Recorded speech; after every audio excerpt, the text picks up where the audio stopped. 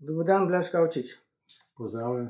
V svoji delovni karieri ste bili tudi direktor trženja pri Iskri za Daljni vzhod in Azijo. Bili ste tudi podjetnik. Zakaj ste se leta 2000 odločili za vstop v politiko? Ja, če pogledam nazaj, jaz sem imel do politike res eno tako distanco, še kot študent recimo.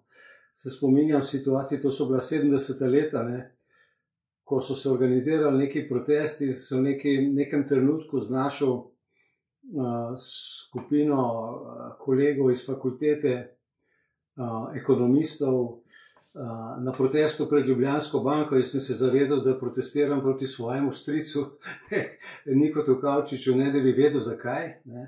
V bistvu je bila zanimiva situacija toliko, ker je takrat študentska organizacija bila instrumentalizirana in ti študentski uporniki proti pojavom liberalizma. Partijska linija je bila takrat tako močna in globoka država, takrat že v 70. letih, da se je organiziralo proteste te vrste. Jaz nisem se čutil, bi rekel, blizu tem zadevam, in v politiko sem se začel postopoma vključevati tako bolj, recimo, ko sem vstopil v Iskro, so mi rekli člani se v Zvezo komunistov, pa malo pomižiknili zraven, to so bili taki časi, sicer ne boš mogel tako uspešno delati v zunanji trgovini, ker ko bo prišel trenutek, da bi te poslali kam ven, je tista gospodarska zbornica in tako naprej, ki sitnarijo, če nisi v partiji. Zaprav, ni bila ravno nek tako pogoj in glede na to, da se jaz nisem čutil sovražno razpoloženega do tiste jugoslovansko-slovenske realnosti. V 70. letih sem bil nekaj let potem tudi član Zveze komunistov in potem sem izstopil iz te organizacije in sem se v politiko začel vključevati na željo krajanov tukaj v okolici, se pravi vasi Forme Crn grob, ker je občina hotela postaviti smetišče pod idilično cerkvico v Crn grobu, eno krasno okolje. No in takrat so me prišli prositi za pomoč in sem začel skozi civilno družbo se malo spet vključevati v politiko, ker politika pravzaprav jo moramo razumeti. Dejansko politika bi morala pomeniti to, kar tudi slovar slovenskega knjižnega jezika pravi. Se pravi, to je upravljanje ali pa ukvarjanje z zadevami skupnega pomena. Človeška družba ne more funkcionirati brez politike.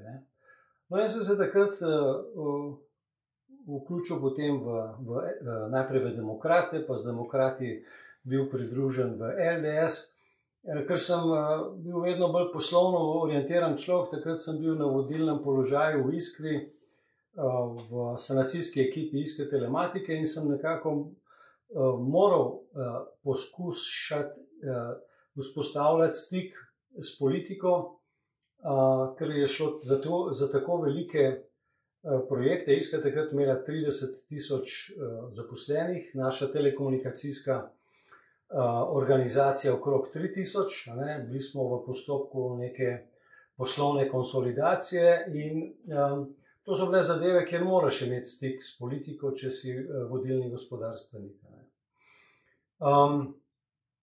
Potem sem po nekem slučaju bil izvoljen v državni zbor in potem sem izstopil iz politike, šel v mednarodni konzulting in se leta 2007 tudi po nekem slučaju znašel najprej v državnem svetu kot državni svetnik, potem bil izvoljen za predsednika državnega sveta in leta 2012 sem potem prenehal svojo politično pot. Zelo sem bil vesel, da sem lahko spoznal, kako deluje ta politični sistem, zakonodajni postopek, kako potekajo stvari v politiki, ampak me politika ni pritegnila. Videl sem tle velike probleme in tudi nekako samokritično ugotovil, da jaz nisem idealen osebnostni profil za politiko, ker se moraš znati, bi rekel, prostodušno smejati in ljudem obljubljati stvari in sprejemati razne aranžmaje, tako da se mi je zdelo v poslovnem svetu boljše okolje, ne. Tako da mislim pa, da sem v tem obdobju, predvsem v državnem svetu, naredil neke pač osebne razmisleke v smislu državniških analiz in znanj. Potem smo še poskušali z nekaterimi političnimi povezovanji vzpostaviti za Slovenijo neko nov smer politike, ne. Jaz sem v nekem obdobju dosti tesno sodeloval z Mirom Cerarjem, ne. Ampak je potem se pokazalo, da je slovenska politika že takrat prišla pod popolno kontrolo globoke države. Tako da tam nas je bilo nekaj ljudi, ki smo razmišljali državotvorno in patriotsko in hkrati strokovno, ekonomsko in smo bili po kratkem postopku odloženi na stranski tir. No in slovenska politika se je takrat, tako kot v vseh drugih državah članicah Evropske unije in tudi širše, ne, po celem svetu, razvijala v smeri, kot smo ji priča danes. Ne. In v tako politiko, ne, vstopati v tem stanju seveda mene neposredno ne zanima, imam pa veliko željo in pripravljenost in tudi moč in znanje sodelovati z strokovnimi patrioti, ki bodo enkrat morali se angažirati in organizirano nastopiti za to, da bi dosegli nekaj, kar bojo nekateri ocenili, to je pa fantazija, fantaziranje, ne, to je pa utopija, v resnici pa to že piše v naši ustavi. Ker to, kar bi mi v Sloveniji morali realizirati, je samo morali bi se nehati sprenevedati okrog zvestobe naši ustavi. Ker ustava slovenska še vedno piše, da je Slovenija suverena država in da ima v Sloveniji oblast ljudstvo. To pa ne drži. V Sloveniji evidentno nima oblasti ljudstvo, slovenska oblast deluje zelo disciplinirano po ukazih globalističnega centra, kjer glavnina komand prihaja preko Svetovne zdravstvene organizacije, je pa celotna Evropska unija globalistična postojanka, tako da nam ni rešitve, dokler ne bomo Slovenci vzeli politike v svoje roke in dosegli ene preproste zadeve, da bo država Slovenija delovala za nas, njene državljane. Tako. Da ne bom predolg, bom mogoče kasneje še kaj dodal na to zadevo. To se pravi, so že takrat v vašem času, leta 2005 recimo, hodili ljudje s kovčki okoli. Ja, takrat jaz tega nisem poznal tako v detajle, ampak takrat, ko smo recimo imeli resne namene z Mirom Cerarjem, takrat sem dobil pa konkretne informacije, kako se prevzema ljudi in se jih tudi postavi, ljudi, ki so, ali bodi si tako, več mehanizmov je. En mehanizem je, da se zgradi nekoga in se ga postavi na položaj in je ves čas ujet v primež te mafije politične, ki po celem svetu obvladuje zadeve. Druga zadeva pa je, če slučajno nekdo pride, jaz predpostavljam, da Miro Cerar recimo ni bil prej vpet v te zadeve, ker je bil predvsem aktiven na pravnem področju in da so se odprej razmeroma dobro poznala, jaz sem ga osebno cenil, ampak pri njem jaz ocenjujem, da je prišlo do tega, da so ga postavili pred odločitev. Ali boš sprejel vse naše predloge, očitno z udobnim vladanjem in finančnimi ugodnostmi, ali te pa ni.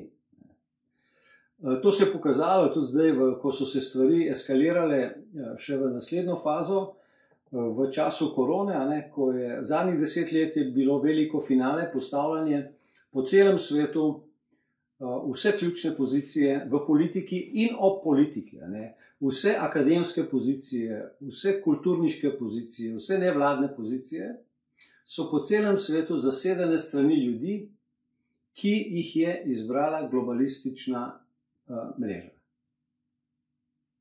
Tako da v tem sistemu ni možno izpogajati ugodnih rešitev za državljane. Boste tudi letos kandidirali in če da, zakaj ste se ponovno odločili za povrnitev na politični parket in če ne, zakaj ne?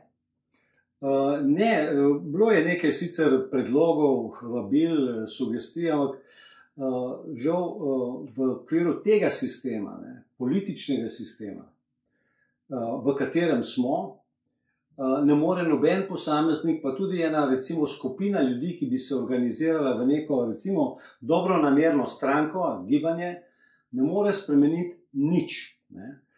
Treba se zavedati, najprej se treba vprašati, v kakšnem sistemu živimo. In kdor misli, da živimo v demokraciji, bo moral napraviti še en miselni krog. Naprimer, ameriški vodilni, nekaj let pokojni, politični filozof Sheldon Wolin je temeljito analiziral v svoji knjigi Politika in vizija in še nekaj drugih knjig je napisal sisteme upravljanja človeške družbe.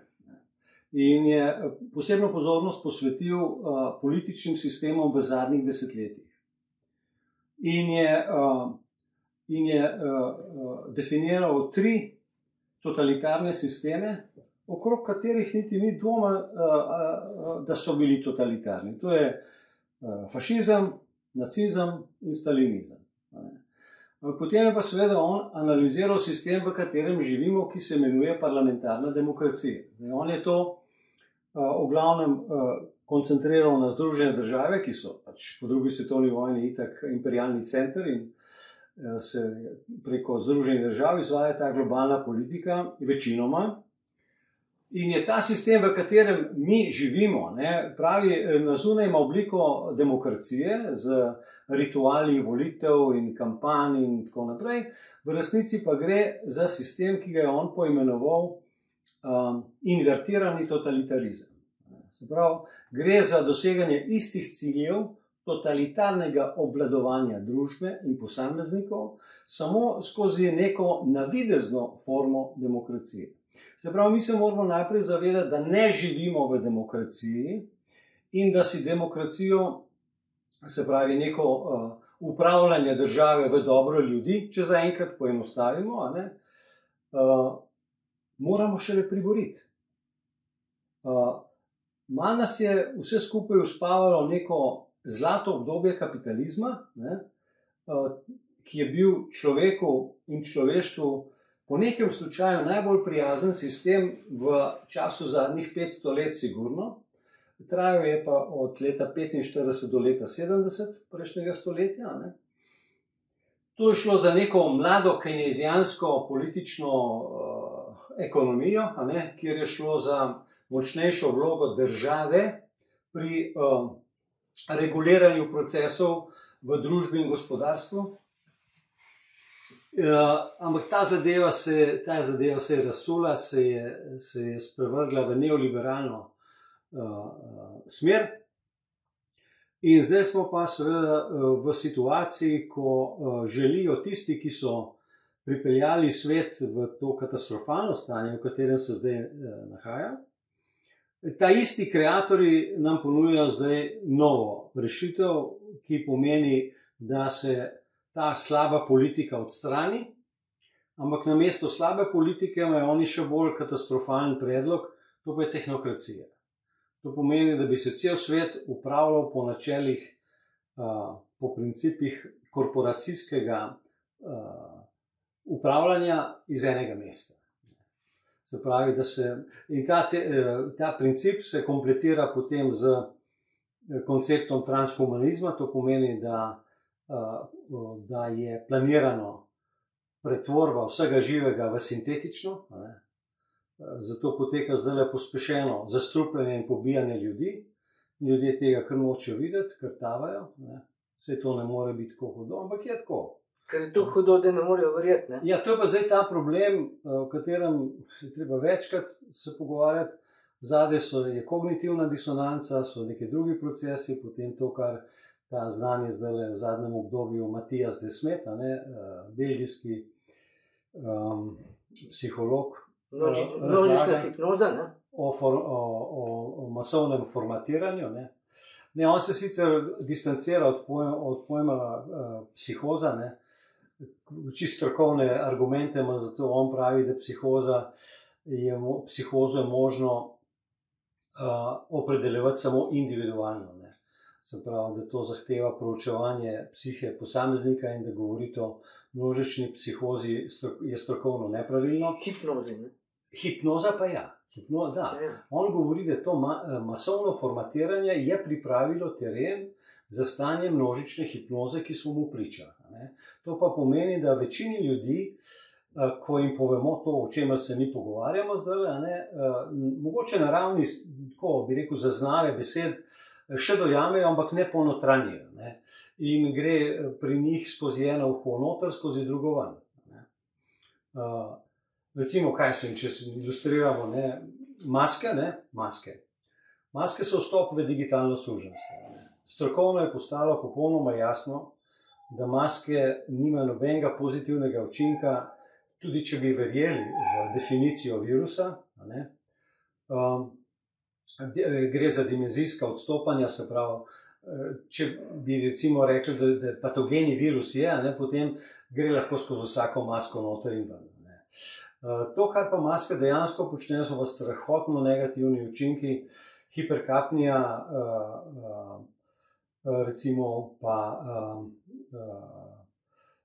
se pravi preveliko povečanje ogljikovega dioksida v telesu, hipoksija, pomanjkanje kisika, potem vdihavanje nazaj stvari, ki bi morale ven iz telesa, potem psihološki učinki, medsebojne komunikacije, predvsem je to morilsko v odnosu do otrok v šolah, ki jih je ta množična propaganda tako pohabila, da zdaj otroci pravzaprav si ne predstavljajo več življenja brez maske, je to postala del njih. Tako da teh problemov ali pa prijemov, s katerimi ta globalistično omrežje preko svojih podanikov obvladuje človeštvo sveta, teh prijemov je veliko in so genialno oblikovani z angažiranjem najboljših strokovnjakov iz različnih področji, od psihologije do antropologije in tako naprej. Tako da tisti, ki zdaj pravzaprav izgubljajo energijo s tem, da smešijo ukrepe Janeza Janše, pa da govorijo, kako je to trapasto, pa ono trapasto, niso koristni, ker v bistvu usmerjajo energijo ljudi v neke smeri, ki pravzaprav sploh stran od glavnega problema. Tu smo danes. Se pravi, ko se pogovarjamo o politiki in jaz ne želim nikogar odvračati od volitev. Volitve bi morale biti praznik demokracije. Sam zavedati se moramo, da demokracije ni, in se vprašati, kako se s tem problemom soočiti. Zdaj tisti, ki vidijo nekateri nove gibanja, stranke, smisel v tem, da poskušajo zdaj recimo v predvidenih aprilskih volitvah nekaj doseči, jaz jim želim vse dobro, ampak so pa v delikatni poziciji, ker če to prikazujejo njihovo vlogo kot rešitev za ljudstvo, so tudi oni izdajalci slovenskega ljudstva. Če nekdo reče, mi bomo v danih razmerah preko naše stranke ali pa preko koalicije strank poskušali doseči vsaj nekaj, zavedamo se pa, da moramo spremeniti upravljanje države in tudi način formiranja slovenskih političnih organov. To bi bilo v redu, ampak tega jaz nisem slišal od nobene opcije. Veliko je takih, bi rekel, dobro oblikovanih privlačnih sloganov, ampak ko gledam jaz programe teh gibanj, strank in tako naprej, so to več ali manj prevare. Ker nihče ne opravil kritične analize stanja, v katerem smo. Mi imamo zdaj neke neoliberalce, ki se zdaj z nekimi nacionalističnimi slogani poskušajo plasirati v politični prostor. In ljudem razlagati, kako.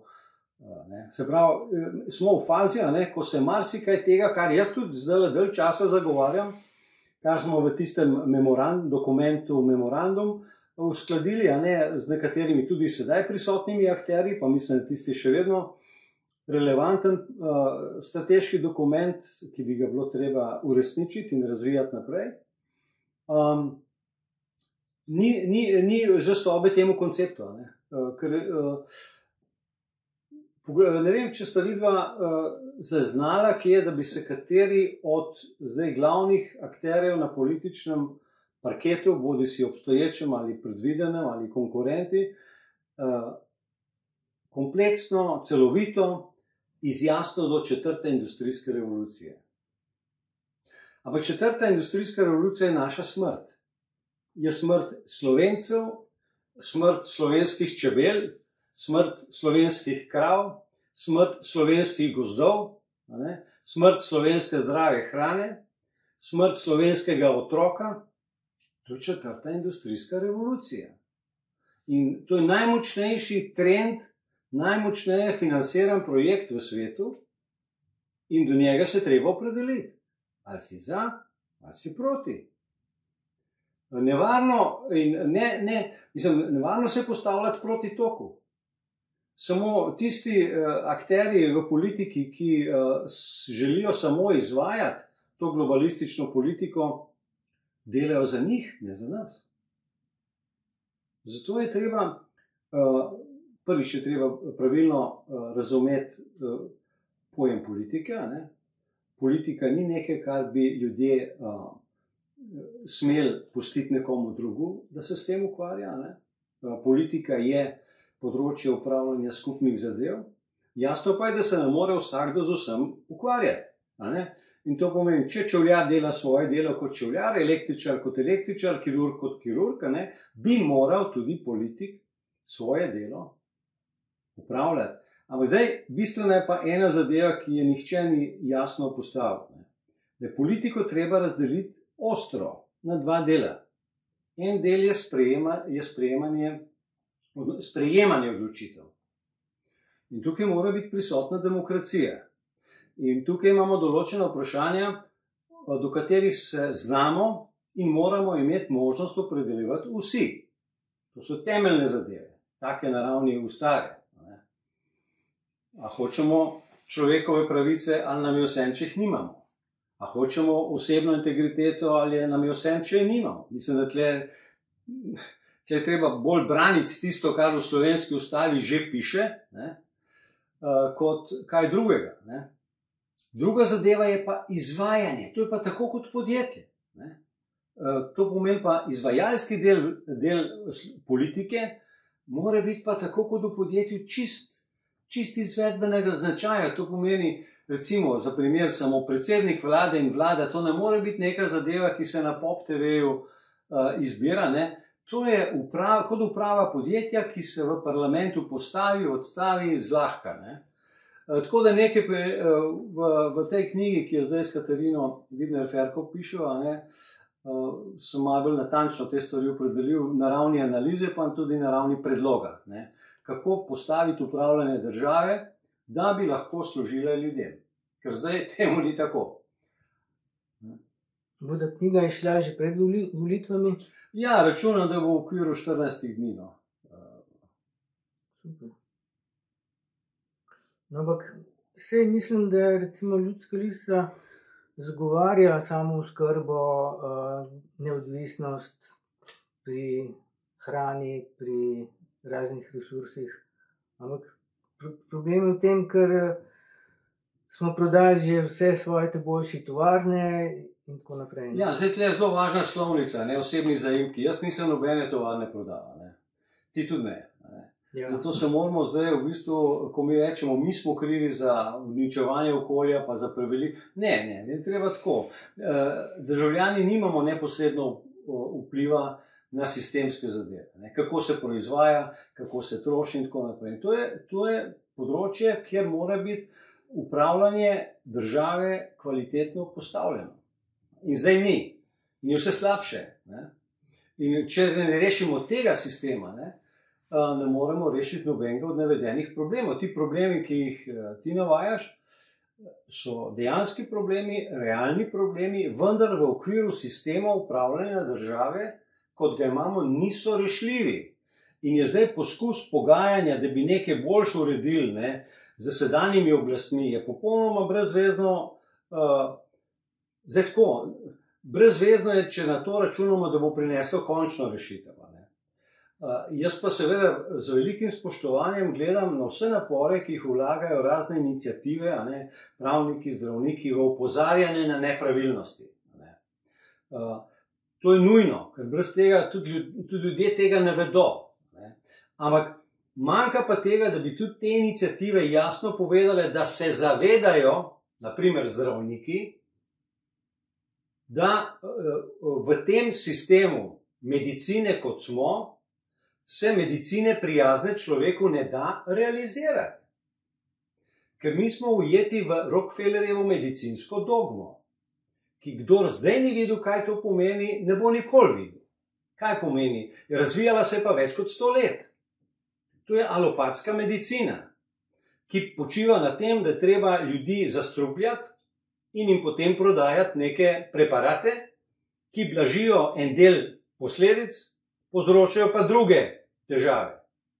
In zato v bistvu je temeljni koncept te sodobne medicine je ustvarjati kupce, ne pa ustvarjati zdrave ljudi. To je ta osnovni nasprotje, preko katerega ne moremo. Če mi mislimo v okviru Rockefellerjeve medicine iskati rešitev, jih ne bomo nikoli našli. Nikoli. Stane milijarde in uničuje zdravje ljudi. In zagotavlja sredstva za izvajanje zasužnjevanja prebivalstva sveta. Zdaj, iz te dogmatske kletke, takih dogmatskih kletk je pa še nekaj, in žal, nobena od slovenskih političnih opcij se ni dotaknila resne razprave o teh kletkah. Zato tudi, recimo, sanjarjenje o samopreskrbi, o šolanju na domu, o paralelni valuti, to so čiste utvare, ki jih ne zamerim običajnemu človeku, ki išče rešitve od danes na jutri. Kdor pa stopa v javni prostor in reče, jaz imam predlog, je pa izdajalec, če ob tem ne pove, da nam globalisti ne bojo pustili takih rešitev. Prvič, drugič pa te rešitve so zelo parcialne. Če pogledamo šolanje otrok na domu, otrok rabi socializacijo. Prvič. Drugič, če je otrok doma, da bi se starši nimajo niti časa, niti strokovne usposobljenosti, niti živcev, da bi se kvalitetno ukvarjali z izobraževanjem otroka. No, variante so zdaj, ki živijo, zaenkrat životarijo, da starši nekateri privatno pač najamejo učitelje in jih eno skupino otrok šole. Lepo, sej to je, recimo, sigurno so to odlično okolje, ampak poglejte, mi smo, generacije so gradile šolski sistem Slovenije. Zdaj pa tisti, ki to zmorejo finančno, si bojo to v nekem obdobju morali plačevati dodatno, za bistveno slabšo kvaliteto, najbrž. Mogoče ta medčloveški odnos, ki je zelo pomemben, je lahko tudi na višji ravni, ampak logistično, pa telovadba, pa to, pa ono, pa prehrana, pa to je pa sigurno teže realizirati. Šole so nam pa vzeli. In šolali smo generacije učiteljev, ki so postali tako podobno kot zdravniki, mučitelji nacije. Torej, ena najbolj takih pokvarjenih in res vse obsodbe vrednih populacij so učitelji, ki so popolnoma nekritično sprejeli znanstveno nedokazane zadeve in brez kakršne koli kritičnosti šli mučiti otroke. In jih še mučijo. To je treba jasno povedati. In take rešitve, so v redu kot neko reševanje od danes na jutri, fajn, ampak kdor obljublja Slovencem, da se bomo samo preskrbo rešili, ob tem pa globalisti ohranijo vso moč upravljanja Evropske unije, Evropske centralne banke in Slovenije, je demagog in baraba. Na ravni politika to ni upravičljivo. Kdor se gre voditelja, mora celo sliko pošteno in strokovno predstaviti. Zato se jaz nobeni od teh opcij ne pridružujem. Imel sem nekaj poskusov sodelovanja z večjim številom teh ljudi, ki se zdaj pojavljajo. Pri vsakem je nekaj dobrega, ne? Ampak vsi imajo omejitve, ali na ravni znanja, ali pa jih iz ozadja držijo in jih usmerjajo, kaj lahko, česa pa ne smejo. Kar ne bi bilo nič posebnega, se to se po celem svetu dogaja. Politiki, ki so toliko predani svoji naciji, so plačali to svojo predanost s svojim življenjem v zadnjem obdobju, zadnjih nekaj let. Tako hudo je tukaj. Tako da jaz teh problemov ne poenostavljam, ampak opozarjam pa, da volitve v okviru tega sistema, kot je sedaj, ne morejo pripeljati do boljših rešitev za državljane Slovenije in ne bodo pripeljale.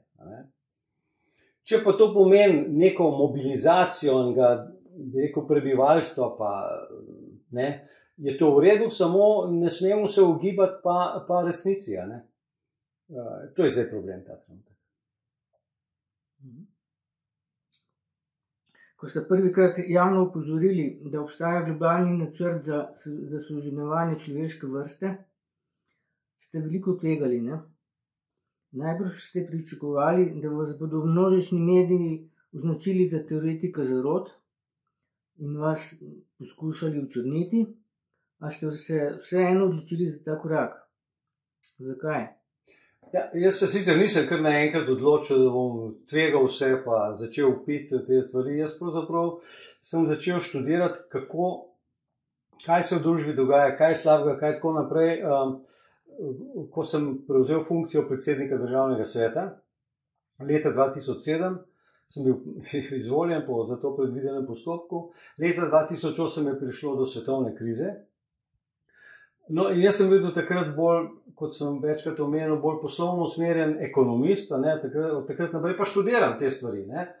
In sem definiral že takrat in predlagal državnim svetnikom in so sprejeli nekaj strateških dokumentov na moj predlog, ki so pokazali na ta neravnovesja, ki so se v družbi pokazala na osebni ravni, na nacionalni ravni, na globalni ravni in ki so imela trend naraščanja. Tako da od takrat naprej, jaz sem seveda potem malo že opisal zdaj moje poskuse tam, pa potem je bilo še nekaj z dobro državo, pa predtem za stranko Mladih Slovenije, pa tako naprej. Tipal sem v slovenski družbi, kje bi se dalo organizirati eno skupino zavednih, strokovnih ljudi, da bi začeli Slovenijo krmili nazaj na optimalno pot. Tukaj nisem bil velik optimist. Jasno mi je bilo tudi, da v tem jeklenem sistemu se zelo veliko niti ni dalo narediti, ampak vsaj miselno, strokovno bi se lahko pripravljali, pa zato ni bilo veliko posluha. Potem pa, ko je prišlo do zaostrovanja z tole koronsko krizo, takrat sem pa začel poglobljeno, pravzaprav tudi najprej me je Katarina prosila, da sem za njen portal Zdravo Slovenija napisal nekaj strokovnih tem z področja ekonomije, se pravi, kaj je za univerzalnim temeljnim dohodkom, pa za digitalnim denarjem, pa tako naprej. Ker predtem se mi niti ni zdelo vredno, da bi pisal neke članke, pa tako, ker sem videl, da ljudje ne razumejo. Jaz sem se v določenih krogih pogovarjal, pa ni bilo nobenega zanimanja za resnično to, kar pravi heterodoksno politično ekonomijo, ki je ponekod po svetu prisotna. No tako, da sem, bi rekel, dozoreval miselno v tem smislu in potem smo pravzaprav ven prišli kot skupina 8 z memorandumom, ki sem ga že omenil. Takrat je bil tudi Gregor Kos član te naše skupine, in meni je žal, da nismo pravzaprav po tisti poti nadaljevali, kot smo jo takrat definirali. Ampak da so potem nekateri iz te skupine šli po svoje in so tudi zanemarili nekatere bistvene strateške dimenzije tega našega dogovora. Ker mi smo zdaj vsi skupaj, vsi Slovenci, od prvega do zadnjega, pred eno temeljno dilemo. Ne. Ali bomo sodelovali v skupinskem samomoru, ki so nam ga pripravili v podrobnosti globalni milijarderji, skozi projekte transhumanizma in tehnokracije, pod okriljem globalizma, ali se bomo postavili na suverenistično stran, zahtevali to, kar v slovenski ustavi piše, se pravi suverenost vsakega državljana in suverenost države Slovenije in pa sodelovanje na enakopravnih osnovah z vsemi podobno mislečimi po svetu. Se pravi, ne zapiranje v neke nacionalne okvire, ne gre tukaj za nek primitiven nacionalizem, gre pa za nacionalizem, za nacionalni interes, za narodni ponos in za kvaliteto življenja, ki bi si jo mi Slovenci zlahka zagotavljali s polnim angažiranjem, z optimalnim angažiranjem virov, ki jih imamo na razpolago, od človeških do naravnih.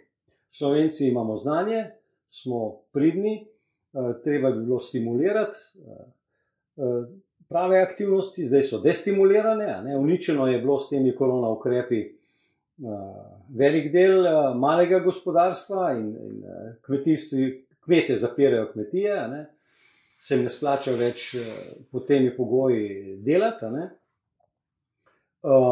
Se pravi, žagamo si tole vejo lastne prehrane, samooskrbe in tako naprej sistemsko.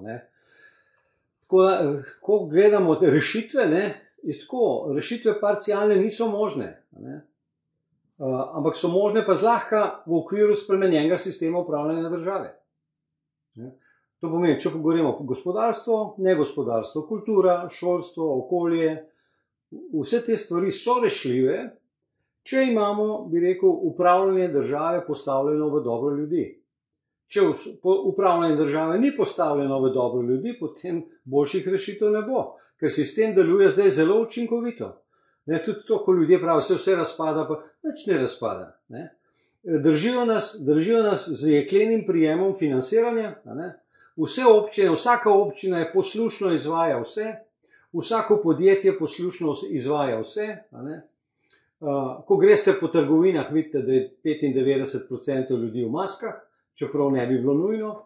In maska je pa stalno glasovanje za suženjstvo. Se pravi, kdor nosi masko, ne da bi se temu vsaj poskušal upirati, je stalno glasuje za suženjstvo in za ta sistem, ki nas je zdaj zagrabil in ki nas misli uniči do konca.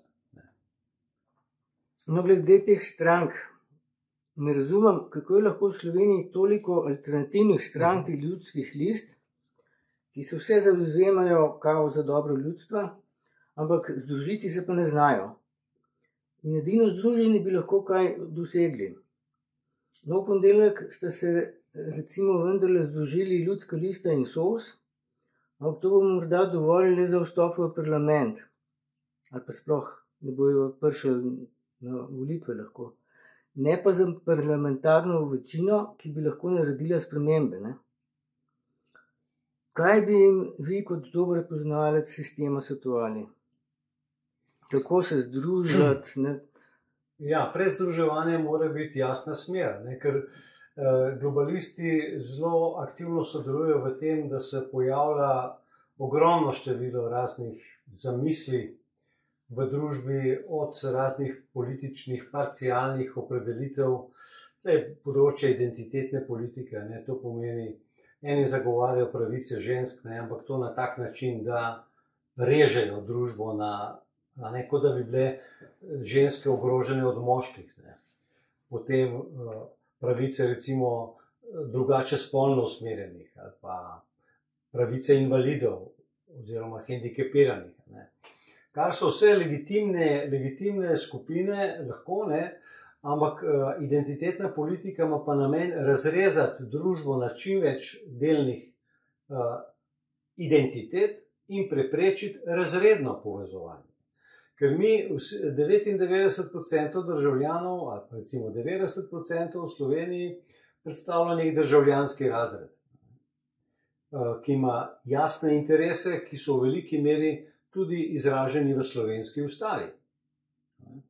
Na drugi strani je pa interes tiste plenilske elite, ki dela v povezavi z globalno elito, ki ima pa drugačne interese, ki nima interese harmoničnega odvijanja življenja v Sloveniji, ampak gleda svoje, niti ne več toliko finančne interese, ker denarja je že zdavnaj, denar za te globalistične sile je denar čista fiktiva. Ampak gre za koncentracijo moči odločanja. To je tisto, kar hočejo krepiti. In jemati z različnimi prijemi kupno moč prebivalstva. Se pravi, združevanje zmedenih ali pa pokvarjenih ali pa obsedanih posameznikov in skupin lahko samo poveča katastrofo, entropijo. Prva faza je enoten program. Jaz sem ga recimo lansko leto polet eni skupini teh civilnih iniciativ predlagal skupno vizijo in so se histerično oddaljili od tega. Se pravi, žal, moram ugotoviti, da nisem še naletel na neko orientacijo v Sloveniji politično, kjer bi ponudili povezovanje na osnovi programskih jasnih ciljev. Cilj pa mora biti suverenost in humanizem. Se pravi, upravljanje države v dobro državljanov, če se tako preprosto izrazimo. Ampak te jasne usmeritve ni. Na ravni sloganov se marsikaj pojavlja. Ampak recimo na stranko zdaj gledam, ta Domovinska lista, na primer, ki ima na vrh znanega neoliberalca, ki ima polovico programa nekaj napisanega z nekimi nacionalnimi slogani, suverenost in tako naprej, druga polovica programa so pa neoliberalne sintagme, kot je neoliberalna finančna politika, fiskalna politika, univerzalni temeljni dohodek in tako naprej. Univerzalni temeljni dohodek je pač ena od najhujših invencij, sliši se lepo, osnovna ideja je simpatična, ampak vsaka stranka, ki to zagovarja, je na strani globalnega kapitala. Ker Silicon Valley milijarderji si univerzalnega temeljnega dohodka niso zamislili zato, da bi pomagali ljudem, ampak zato, da bi ljudi spravili v digitalno suženjstvo. Tako da hočem reči, jaz malo gledam tele programe, nikjer ni nobene celovite analize in programa in povezovanje zmedencev ne more imeti nič boljšega rezultata, samo pričkanje, če ljudje ne vejo, kaj hočejo. No, ampak kaj zdaj boš voliti ene stare poslance, stare stranke, ki so itak vsi levi in desni podkupljeni, ali poskusiti nekaj čisto novega? Zdaj levice in desnice že zdavnaj prevara. Levice in desnice ni. Vsi poslanci, ki so zdaj v parlamentu, zaslužijo, da nikoli več ne pridejo v politični prostor. Tako da karkoli, jaz ne dajem zdaj volilnih napotkov, ampak jasno pa je, da bo manj slabo, če pridejo neki novi ljudje, čeprav tako, moram odkrito povedati, tudi ta ideja ljudske liste je v bistvu prevara, če jo hočemo plasirati kot nekaj drugega. Ker kaj pomeni ljudska lista? Se to je z ustavo predvideno, z zakonom o volitvi v državni zbor predvidena varianta. To je skupina volilcev. Kaj to? To so tako nabrani, kot so zdaj nabrani člani strank. In če to ni danes stranka, bo pa jutri stranka. To pomeni ta princip tvorjenja državnega zbora, kar tako z nabiranjem ljudi, vodi v korupcijo. Ampak zdaj, če me direktno vprašaš, ali ljudska lista z nekimi novimi imeni, ki se navdušujejo za samopreskrbo, pa za te stvari, sigurno je to boljš kot zdaj. Samo ti ljudje, če se do zdaj niso v javnem prostoru pojavili na podobnih stališčih kot jaz, potem, če niso zdaj prodani, bojo jutri. ker ne vejo, zakaj gre, ker ne poznajo tega posla. Ne vem, kako si pa lahko predstavljate, da je upravljanje države tako preprosto, da za furat kmetijo morajo biti generacije ljudje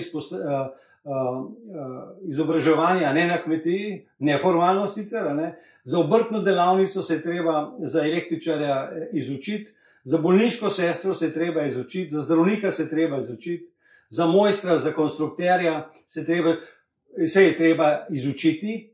Upravljati državo, ki je pa najbolj kompleksen sistem, bi pa kar vsak lahko. Vse tako situacijo imamo zdaj, a ne? In potem razni brezvezniki pritiskajo tam na tiste gumbe, a ne? Ker jim vodja poslanske skupine tako naroči. A ne? Ker poznavanje delovanja države, družbe, funkcij, a ne? Ni enostavno. Zato se je treba usposabljati. In da bo zdaj kar neki dobrovoljci iz terena nabrani znali boljš tudi v teh, ker če bi res prišlo do neke spremembe v parlamentu, bo to tujina napadla. Ne? In tu je treba imeti res, bi rekel, ljudi, ki nekaj vedo o teh zadevah tudi. Problem je težek, a ne? Ker izkušeni politiki so pokvarjeni. Sveži, novi obrazi pa ne znajo. Zato je problem res velik, ampak ni nerešljiv. Predpogoj pa je, da se večina državljanov opredeli za spremembo upravljanja države. Bližje sedanji ustavi, kot je sedanje stanje. Se pravi, gre bolj za spremembo prakse, ne toliko za neke čist nove zadeve. Res pa je, jaz sem v tej knjigi tudi bolj podrobno napisal, kako je nek tak osnovni model tvorjenja parlamenta pa izvršne veje oblasti, nekaj malega v sodni oblasti, ki bi lahko služil ljudem, ker sedanji sistem ne more. Tudi če dober človek pride v nekam v državni aparat, je že noter. Ker izvedbene, recimo vsa tale ministrstva pa tako naprej, to je sama korupcija. In kdor ne sodeluje v tem, je izločen. In sem spada pa seveda še bistveno drugačna davčna politika, ki mora destimulirati korupcijo med drugim. Sedanja je preveč kompromisna. Ampak tudi ne bi imel smisla, da bi bila bistveno drugačna, ker dokler državo upravljajo neki izvoljeni ljudje, ki potem, ko so bili izvoljeni, delajo za druge, drugače biti ne more. Zato je tukaj prisotna moja skepsa. Jaz sicer želim čim večje spremembe, če bo do volitev prišlo, in vso srečo vsem tem, ki se na novo potegujejo, ker tako kot oni si tudi jaz želim spremembe, samo pokazali so pa bistveno premalo pripravljenosti za iskanje res državotvornih rešitev. Tega pa nihče ni pokazal. In vsi, gledam jaz tudi pač te dnevne, tudi v bistvu nekatere njihove informacije, vsi nekako delujejo v smeri, kot da je sedanja oblast vredna, da se mi državljani ali pa oni, recimo, z njo pogajajo. Z njimi se nimamo kaj spogajati, ker oni ne poslušajo nas. Oni izpolnjujejo ukaze in imajo hrbet krit. No, to sem pa že prej povedal, da ne dajem v nič. Obratno, v bistvu cenim in sem hvaležen tudi kot državljan za to, za vse te opozorila na področju zdravstva pa drugih področjih, ki se dajejo. Samo opozarjam pa, da ne bodimo tukaj naivni. Ker opozarjati kriminalce, da delajo kriminal, pa misli, da si nekaj pametnega naredil, je napačno. Zato imam pač tako stališče, kot ga imam do teh vprašanj. V redu, kakšno gospodarsko politiko bi morali voditi Slovenija? A se preveč osredotočamo na uvoz in smo s tem bolj ranljivi? Ja, Slovenija seveda bi morala biti veliko bolj samooskrbna. Ampak tudi tukaj moram povedati, zdaj samo na kratko, ker sem že omenil, moramo definirati, kdo je to mi. Ne? Ker ko bo Slovenija delala za Slovence, kar zdaj ne, se Slovenijo razgrajujejo, bo seveda morala imeti drugačno politiko, ampak drugačna politika si začne pri suverenosti. In najbolj pomemben element suverenosti, pa med najbolj pomembnimi, je monetarna suverenost, ki je nimamo. Mi ne odločamo ne o svojem denarju, ne o svojih bankah, ne o svojih davkih, ne o svoji javni porabi. Se pravi, celoten fiskalni sistem je imperialno upravljan. To ne more delati, to ne more funkcionirati v naše dobro. Poglejte zdaj malo okrog, se ogromno investicij se dogaja. Odkot je denar za te investicije? Nafilali so nas z krediti, po pogojih, za katere ne vemo, in v breme česa? V breme ustvarjenega dohodka ne, ampak v naše breme, državljansko. Zastavili so celo državo Slovenijo, vključno z državljani, se je jasno, da so tudi te milijarde, ki so šle za ta COVID preparate, so vse dodeljene, so pogoji, da se kupite določene količine, da se dobi potem kredite za financiranje korona ukrepov in tako naprej. Korona ukrepi so po vrsti narejeni uničevalno. Zgledajo kot neka pomoč, ampak v bistvu so onesposobitev. Plačujejo se pa iz naših žepov. Tako da, ko vlada reče pomagamo, nič ne pomagajo. Neodgovorno se zadolžujejo v naše breme. Nekateri pa zelo služijo na tem.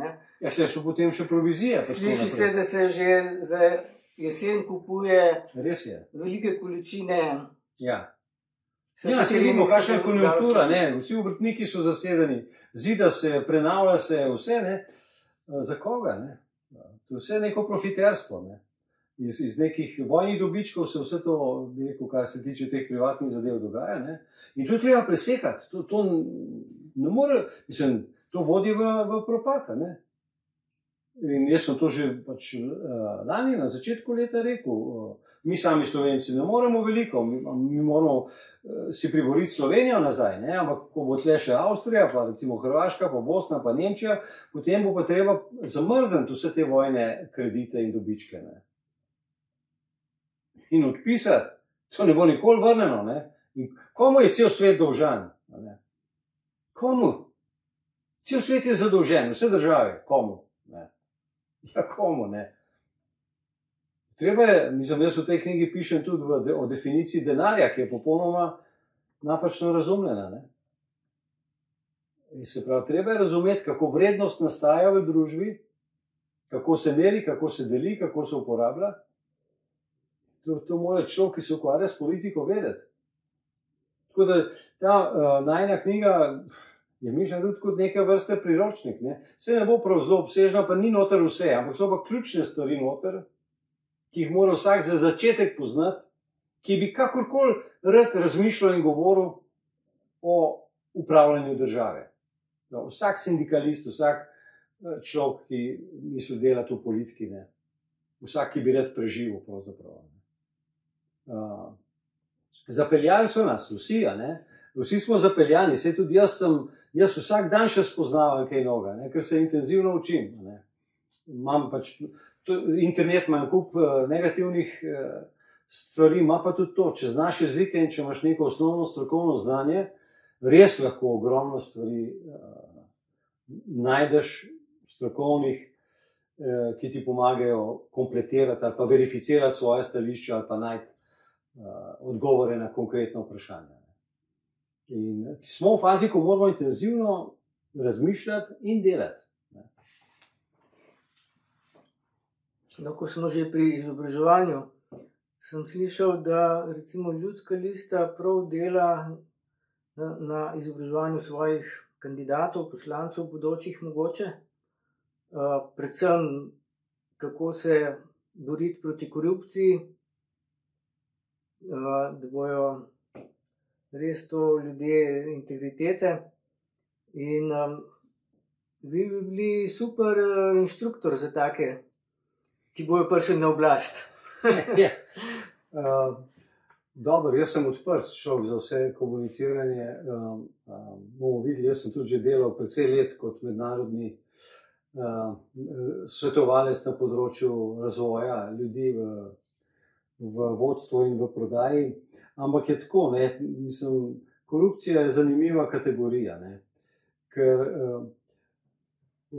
recimo ali pa kakšni programi, kot so integriteta, pa ne, to se vse lepo sliši, ne, v resnici je pa tako, sistem je zgrajen na korupciji, ne. Vse ima svojo ceno, ne? Ne ravno to, ampak recimo globalni center korupcije je Wall Street, ne, in Federal Reserve, ne, se pravi Ameriška centralna banka. To je center korupcije. Ta korupcija, ne, kot se običajno med ljudmi dojema, da se nekomu nekaj plača za nekaj, ne, pod mizo, ne, to je najmanjša stvar, seveda jo treba preganjati, ne, ampak treba je v smeri politiki, ki se morajo ukvarjati s preprečevanjem vzrokov korupcije. Vzrokov korupcije, kar pomeni tudi, da je treba v celoti denar je treba iz političnega volilnega sistema izločiti ven. Tudi nobene kampanje na komercialnih medijih. Ker komercialni mediji so rod vojske globalistov. Ne delajo za nas, ne delajo zato, da bi bili mi informirani, ampak da bi bili mi indoktrinirani v napačno smer. Zato vsakdo, ki bo šel na javno televizijo, ne, bo delal v bistvu za njih. Ne. Recimo, morebitne resnične alternativne politike bojo usmešili, ne, in promovirali, ne vem, nekoga, ki ima ženo z lepšo obleko ali pa tako, ne. Take stvari, kot smo jih lahko videli zadnja leta na Pop TV-ju pa tam, ne. To je treba spremeniti v osnovi. Ne. Kako se volijo tisti ljudje, ki sprejemajo pravila, se temu reče. Parlament je mesto sprejemanja pravil. Vse tako, demokracija, ne, malo tudi to pojasnimo, ni nikoli bila enostaven pojem. Ne. To je ubežen pojem, kot mu pravi Sheldon Walling. Ne. Ker kaj pa je pravzaprav demokracija? Ne. Zdaj, jaz vedno grem pogledati v te slovarje, kaj piše. Ne. Tam je treba začeti. Ne. In slovar slovenskega knjižnega jezika ima boljšo definicijo demokracije kot recimo Merriam-Webstera. Ker v Merriam-Webstera, ne, kot relevantnem svetovnem pojmovniku, ne, je demokracija zožena na pojem volitev. V slovenskem slovarju torej knjižnega jezika je pa vključen še sprejemanje odločitev v dobro ljudi. No in to je bistvo demokracije. Ne. Vendar od Aristotela, Platona naprej v bistvu je bil to kompliciran pojem. Ne. Bali so se demokracije kot nekega sistema, kjer ta revni pridejo do glasu. Ne.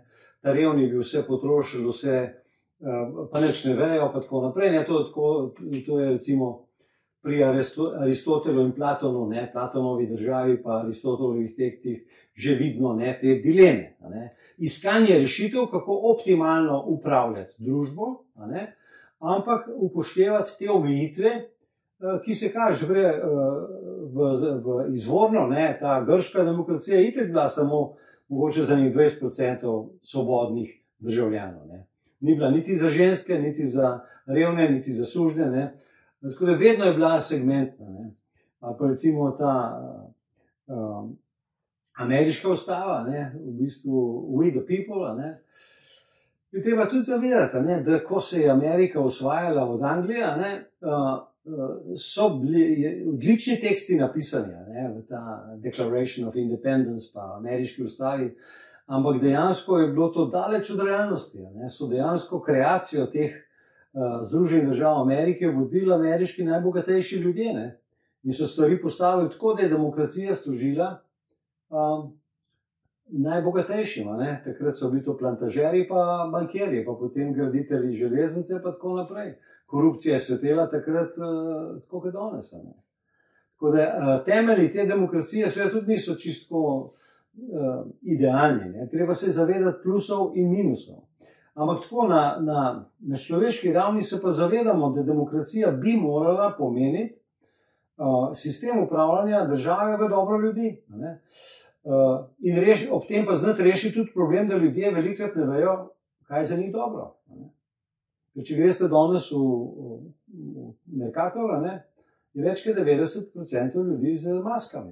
To pomeni tem ljudem zdaj reči, zdaj boste pa vi ljudska lista vsem odločala, s pomočjo blockchain podprtih nekih elektronskih volitev, je seveda samo še ena past.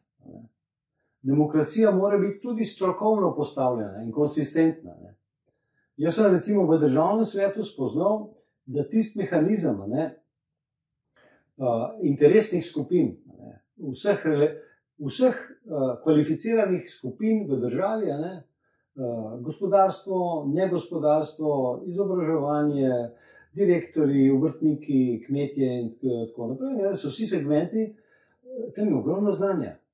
In ti ljudje poznajo prvi svoj posel, pa tudi znajo se z drugimi pogovarjati. Tako da na osnovi teh, to je neke vrste kvalificirana demokracija, tam je največ strokovnosti. Potem pa mora biti še nekateri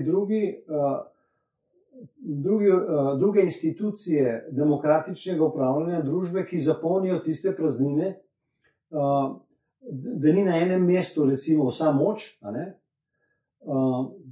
temu se reče pač uravnoteženje zavore, checks and balances, zato mora biti še drugi dom parlamenta primerno sestavljen, pa sodna veja oblasti, davčna politika, pa tako naprej. To se da zgraditi v nek harmonično delujoč sistem, samo principe na vrh je pa treba spremeniti. Se pravi, mi moramo od te neoklasične, neoliberalne doktrine iti v doktrino, ki na piedestal postavlja človeka in naravo. Humanizem. Kakovost življenja. V kakovostnem naravnem in kakovostnem družbenem okolju. Ti principi zdaj ne veljajo in zato drugače biti ne more, kot je. Ni pa to nič, ne vem kako težko dosegljivega. Imamo dovolj znanja, dovolj sredstev, da bi to zlahka dosegli. Samo največje tokove odtekanja vrednosti tja, kamor ne spada, je treba prekiniti.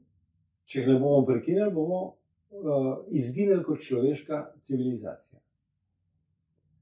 Mi pa ne rešujemo cele civilizacije, ampak Slovenijo. Čeprav s to knjigo bo šla tudi takoj tudi v angleški verziji, verjetno v PDF obliki, tako da. Ker moram reči, zelo pozorno spremljam vsa strokovna razglabljanja, da se tudi ogromno lahko še vedno naučim, ampak na ravni analize. Medtem ko pa predlogov kvalitetnih že v tem smislu, kot sem jaz razložil, jih pa žal ni.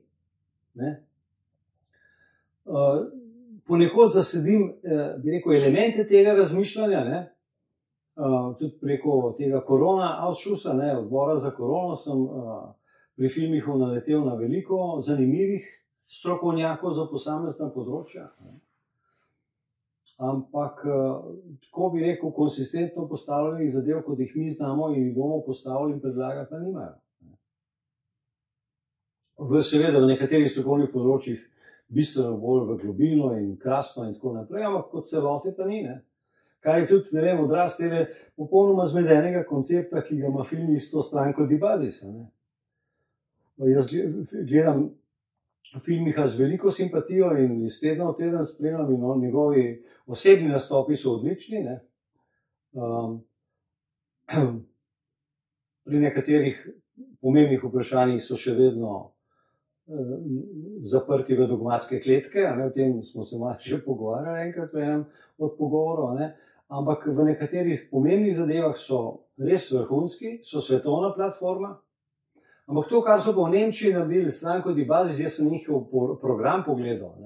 To je neko leporečništvo, to je malo tako, kot bi bral tole recimo agendo 2030, kjer je na ravni izrazov vse fajn zgleda, ni pa nacionalne suverenosti noter in ni humanizma. Kot alternative transhumanizmu. Mimogrede. No, če se vrnemo k volitvam. Danes sem bil na upravni enoti na Linhartovi in sem slišal predupravno enoto, da recimo tisti, ki so imeli velike plače, so si privoščili in imajo zdaj nove stranke, ali pa liste, so si privoščili kar cel avtobus ljudi pripeljati, da so jim dali listke za podporo. In zgleda, da se na ta način tudi pri nas gradi demokracija. Ja, to je samo ilustracija sistema, ki je gnil. Ja. Mi ne bomo preživeli, če ne bomo zamenjali političnega sistema in v okviru političnega sistema tudi volilni sistem. Ampak ne čisto, kot sem že povedal, ne da bi nekaj novega delali, ampak bolj zvesto sedaj veljavni ustavi. Se pravi, mi se moramo približati nazaj ustavnim normam. Ima ustava tudi nekaj pokvarjenih členov, recimo tole bilančno,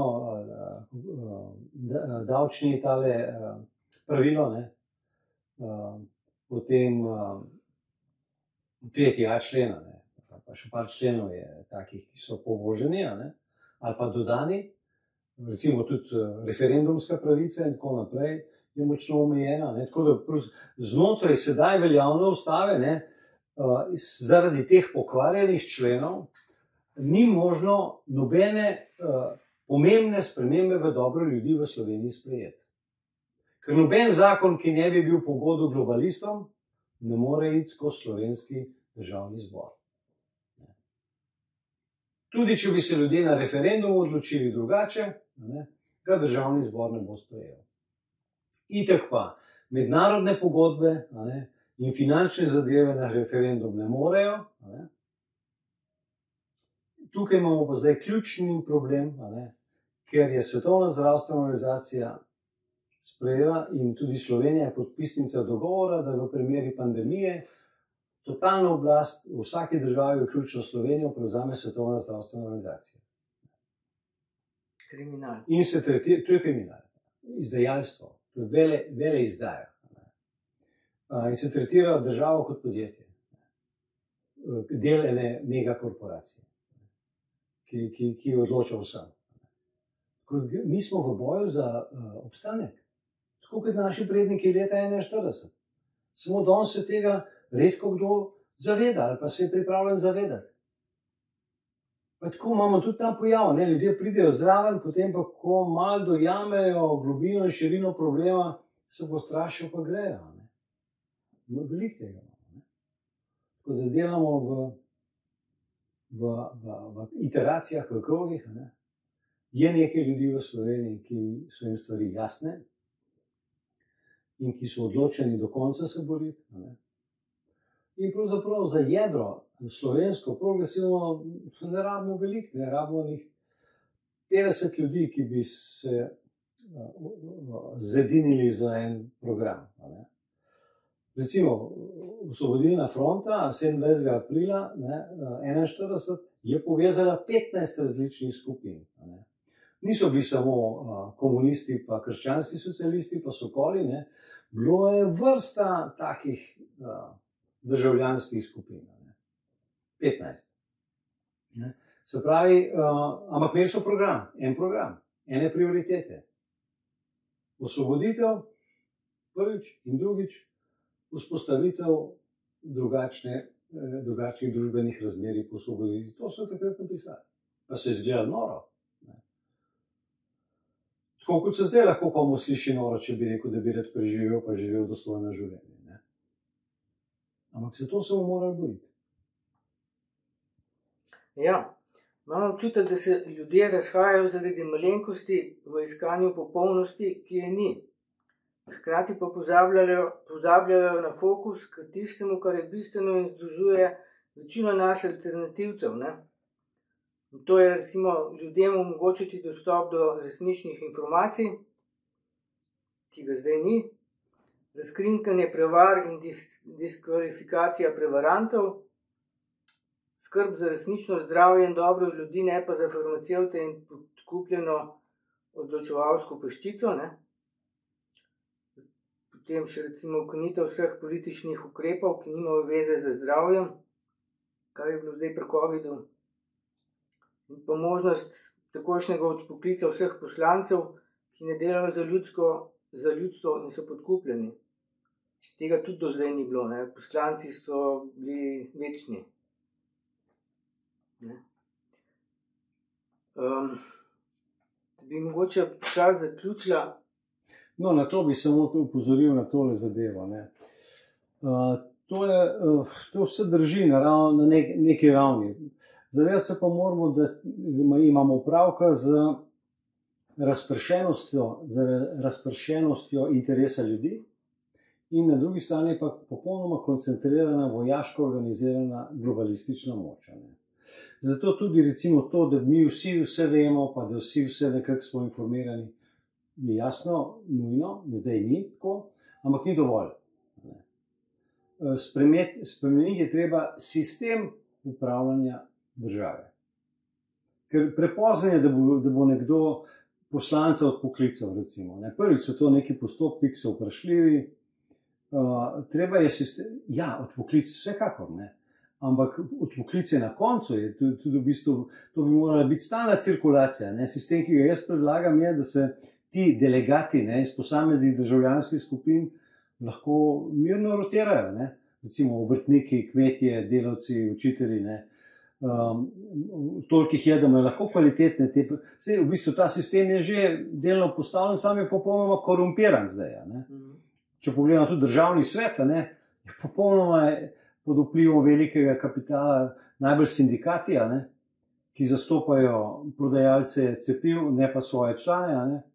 Članstvo je pa tudi tako zblojeno, ne, da mirno, ne so nekateri ljudje iz vodstva enih sindikatov rekli, kaj pač smo, se ljudje to hočejo, naši člani, ne, hočejo ukrepe, ne, hočejo testiranje, ker se učitelji bojijo otrok, da jih ne bojo okužili, ne. Vse sorte, ne. Tako naivno so nasedli na tele trike, da moramo mi politični sistem spremeniti, če hočemo karkoli spremeniti pri reševanju teh problemov, ki si jih navedel in ki so dobro ugotovljeni problemi. Sam se jih ne da reševati na nivoju posledic, treba jih je reševati na nivoju vzrokov sistemsko. Ker samo v drugačnem sistemu bomo to lahko dosegli.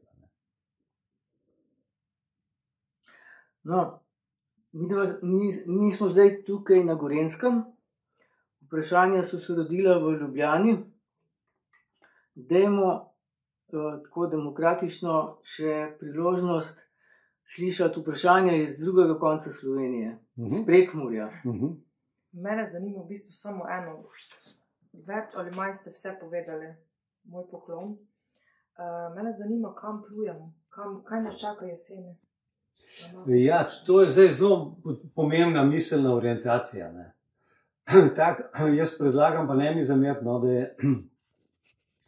da je tak način tudi izražanja treba spremeniti, kaj nas čaka. Ne. Ker dogodki se ne spuščajo na zemljo kar tako sami od sebe. Plani, ki jih imajo globalisti, so jasno postavljeni. In zdaj od nas je pa odvisno, ali se bomo organizirali in rekli, ne, hočemo človeku prijazne rešitve. Oni so napisali agendo 2021, agendo 2030, imajo svojo digitalno preobrazbo, ne, zdaj Slovenija tudi mirno podpisala, tale Andrijanič in tako naprej, ne, oni šibajo svoje zadeve za naš denar. Tega bi se ljudje morali zavedati, ne. Sej oni ne delajo, kar delajo svojih prihrankov, tele Bill Gates pa tele, ne. Monetarni sistem, monetarna dogma, ne, o kateri jaz pišem tiste pač temeljna opozorila, ne, v tej knjigi tudi, ne, je taka, da srka vrednost od prebivalstva sveta in ga potem uporabi za to, da to prebivalstvo sveta zasužnjuje.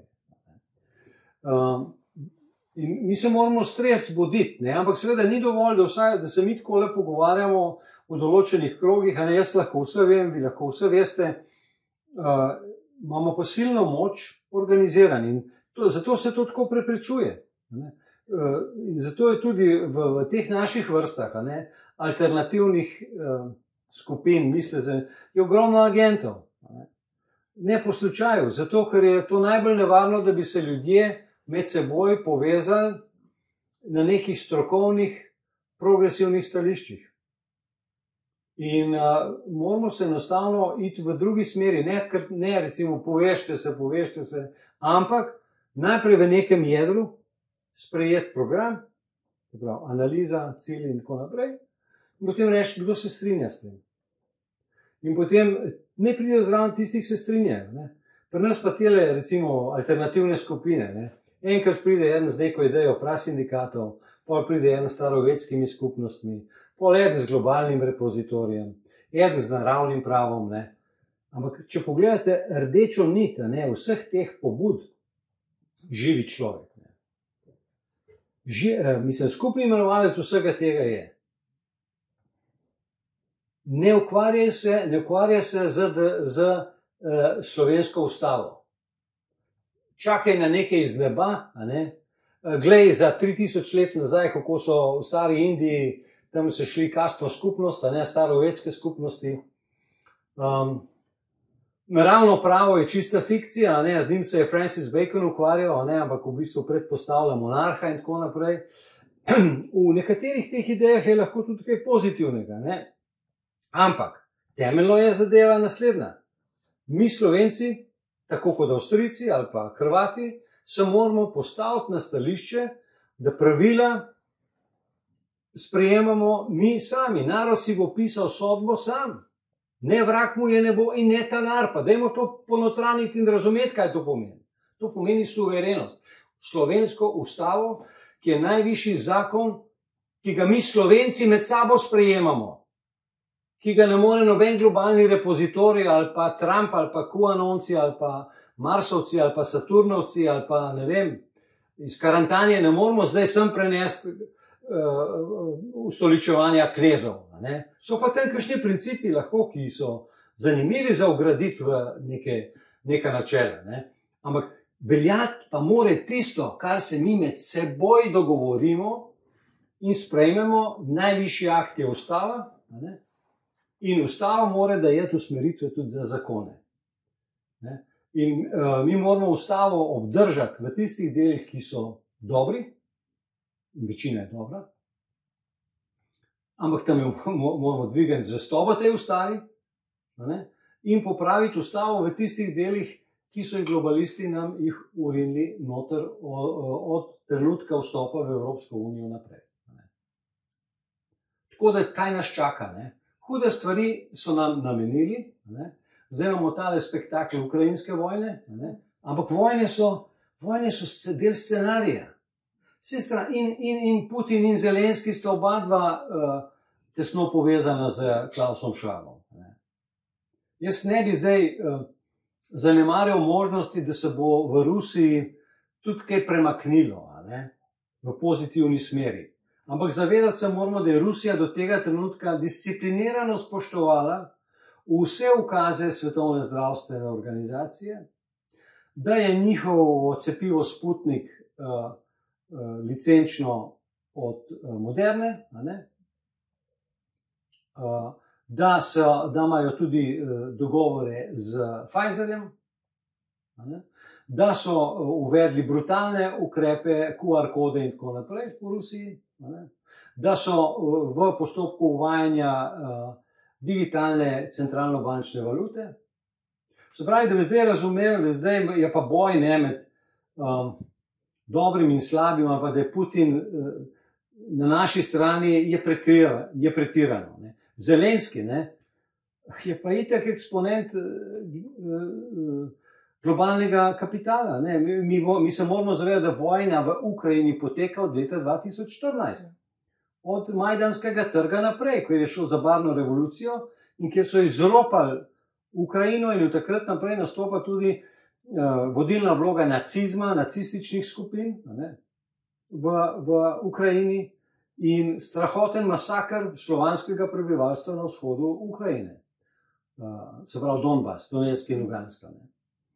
In bi bilo isto tudi na Krimu, če ga ne bi priključili že kmalu v začetku, zaradi vojaško-strateških razlogov. Tako da vojne, ne? Potem inflacija. Ne? Inflacija ni iz neba prišla, ne? Inflacija ni naravni pojav. Inflacijo povzročajo borzni špekulanti. Globoka država. Kaj pomeni? To pomeni naraščanje cen, s katerimi nam zmanjšujejo kupno moč. Nobenega naravnega razloga ni za to. Chemtrailsi, in druge oblike zastrupljanja in manipuliranja vremena. Z njimi znižujejo uspešnost kmetijstva. Zato se obeta zelo slaba letina prihodna, konec leta, se pravi 2022-2023. Ne zaradi narave taka, kot je, ampak zaradi tega, ker je vse manipulirano strani milijarderske kaste. No, še enkrat, ne sprejemimo tega, kaj se nam obeta, kaj se bo zgodilo. Vedeti moramo, kaj nam pripravljajo, ker to se izvaja. Mi se moramo postaviti na svoje stališče. Mi tega ne sprejemamo. In se temu upiramo. Mislim, velik korak bi bil, če bi prepričali tele nesrečnike z nagobčniki, da je maska prvi zunanji izraz soglasja s suženjstvom. Pa testiranje stalna, pa tako naprej. Jaz vem, jaz sem velik na terenu, velik med ljudmi in tako naprej, da ljudje so prestrašeni, potem niti ne mislijo, da bi se upirali, tudi podjetnike. Ja, moramo, jaz sem se rajš cepil zato, da nimam, pa moram potovati, pa kupovati, pa tako naprej. So avtomatično to sprejeli. Ker gledal danes na jutri, jaz ga lahko čisto razumem. Ampak, zdaj smo tako v taki kritični situaciji, da moramo gledati, kam ta cesta pelje. Smo v napačni ulici. V tej ulici niso nobena vrata dobra. Tako da, načrti so seveda QR koda, vojne, inflacija, nadaljne zastrupljanje, intenzivno s chemtrailsi. Jaz sem poslušal enega hrvaškega strokovnjaka, magister Kemič, je rekel, da smo tle prav v centru tega poskusnega laboratorija za zastrupljanje. Poglejte gor. Se vidite tele zadeve, potem se to pretvori v te meglice, pada dol, zamegljuje sonce, zastira sonce. In ti idioti nam pa, globalisti, po eni strani govorijo sončna energija, pa sončne celice, pa tako po drugi strani mislijo zastirati sonce, v resnici pa to vse strup. In rešitve so seveda zelo enostavne. Mislim, najbolj eklatantno je, recimo, pogledati princip Nikole Tesle, ki je imel koncepte cenenega, skoraj brezplačnega zagotavljanja energije, pa so mu jih uničili. Se pravi, to je rekel, najbolj take eklatantne primere, jih je pa še manjši, še veliko, kaj bi se dal z raznimi tehnološkimi rešitvami. Če bi iskali rešitve in spodbujali v dobro ljudi, bi lahko zelo hitro uredili vse probleme, vključno z številom prebivalstva in tako naprej. Se pravi, dva dela sta, jasno so napisane točke smrtne obsodbe strani milijarderske kaste, v kratkem nas več ne bo, nas bo pa veliko manj, bomo pa robotizirani, drugo pa je, kaj pa mi pišemo. In jaz si v teh volitev sicer veliko dobrega ne obetam, želim pač vsem veliko uspeha, ki predstavljajo kakršnokoli spremembo v pozitivni smeri, ampak mi moramo gledati naprej in se organizirati tudi čim prej dolgoročno. Čim prej. Ker če bi vsaj eno jedro imeli, pa neko v teh 12 regijah slovenskih, neko omrežje, smo lahko hitro dovolj dobro organizirani, da nekatere stvari vsaj upočasnimo in potem vzpostavimo drugačno upravljanje Slovenije. To čistko, mislim, v okviru sistema rešitve ni. V okviru tako, kot smo zdaj. So pa rešitve demokratične, mirne, možne, samo z dvigom zavesti prebivalstva, koncentrično. mi nimamo ne možnosti, niti ne bo učinka nobenega, če bi zdaj poskušal vse državljane Slovenije ozaveščati. Ne. To v nobeni državi ne uspe. 40% se ocenjuje, da je popolnoma hipnotiziranih, ampak 40% se podcenjuje, oziroma 30, 40 je to, se pravi, ta dva dela sta 30, po teh belgijskih, recimo, nekih študijah, je kritično razmišljajočih. To smo pač tisti, ki si zastavljamo vprašanja. No, in ko se bojo ti organizirali v smeri preživetja, se bo začelo dogajati. Upamo, da kmalu. Ja, od nas je odvisno. Vsak od nas mora vsak dan kaj narediti, noben ne more sam nič, noben ne more čudežev delati, ampak vsak dan poskušaš nekaj narediti v pravi smeri. Ne? Hvala za vaše globoke misli. Še to, kaj mislite o vpletanju Slovenije v to rusko krizo? Ja, to je logično v sedanjem stanju, ne? Ker imamo mi vajptovsko oblast. Oni pač delujejo ne v skladu z slovenskimi interesi, ampak v bistvu vlečejo poteze, ki so všečne globalnemu centru. Mi nimamo kaj početi tam. Slovenija bi morala iz NATO ven, ali pa vsaj nek status opazovalca, ali pa enega tazga pridruženega člana, ki pomaga sanitetno ali kakorkoli. Mi z imperialnimi vojnami ne bi smeli imeti nobene povezave. In Ukrajina je imperialna vojna od leta 2014 naprej. In zdaj prikazovanje te slike, da se zdaj je zgodilo nekaj, zdaj to moram reči, kako kratkoročno gledano, so argumenti na ruski strani bolj prepričljivi. Gre za invazijo, gre za intervencijo, ki bi bilo dobro, da je ne bi bilo, ampak dejansko je šlo za masakriranje slovanskega prebivalstva, oziroma rusko govorečega prebivalstva, se Slovani so itak tam vsi, eni se tega sramujejo, pa se imajo za naciste, v teh vzhodnih pokrajinah. Tako da to drži. Poleg tega je tle še ta dimenzija intenzivnega dela laboratorijev za bioterorizem, financiranih strani Amerike, to je pač objavljeno dejstvo, da so dokumenti vam prišli, so na Twitterju objavljeni. Tudi ta Victoria Nuland, ki je na zaslišanju v ameriškem parlamentu pač razlagala zadevo, je izpadla, mislim, je to potrdila, da laboratoriji so, samo ona je rekla pač, da so to za obrambne namene. Se pravi, viruse razvijajo za obrambo. Pa za poskuse. Tako da Slovenija bi se morala distancirati, je pa logično, da ta trenutek s takim vodstvom, državnim, in v mislih imamo vse predsednike, in vse institucije, je vajptovska in služi globalnim interesom, ne pa nam, Slovencem, državljanom Slovenije.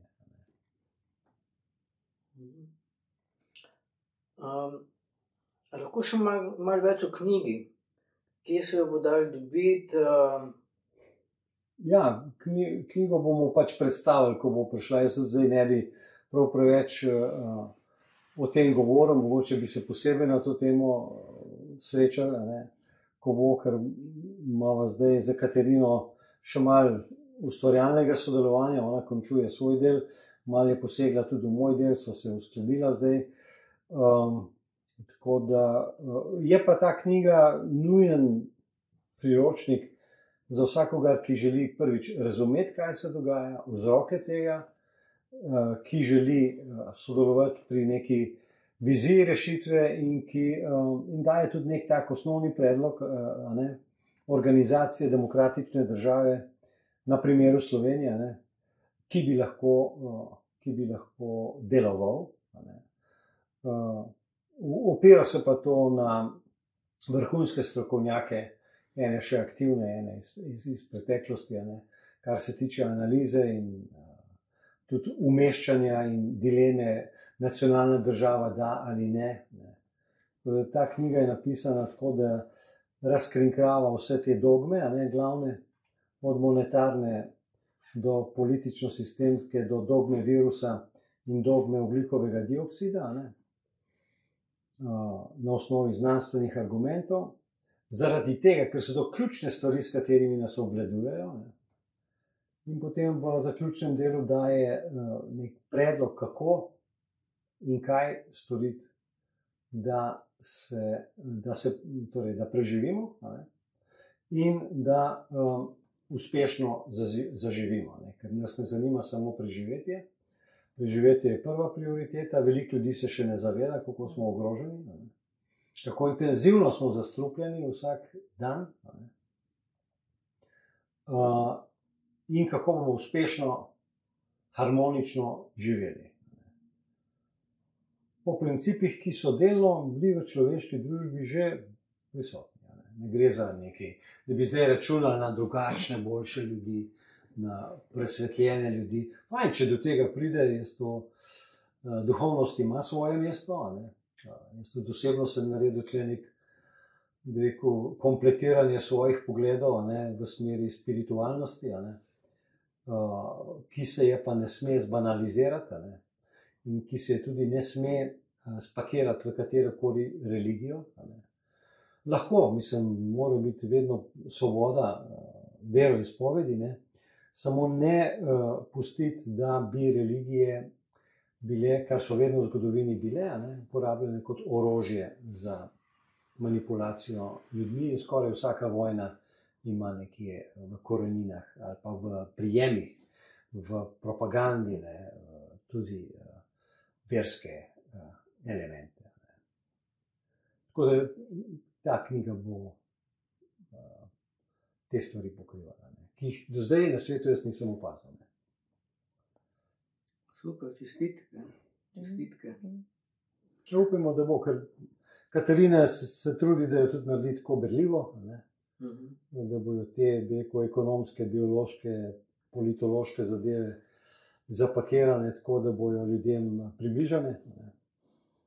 In mislimo potem let s tem po Sloveniji tudi okrog, pa bomo videli, koliko bo tudi mednarodno interesa za to zadevo. Boste s Katarino naredila kakšno tiskovno konferenco? Ja, več, mislim, načrtuje se, da bomo pač šli v serijo teh predstavitev tudi, se bomo slišali na to temo. To se pravi, vse bo pisali verjetno na zdravoslovenija.si, ne?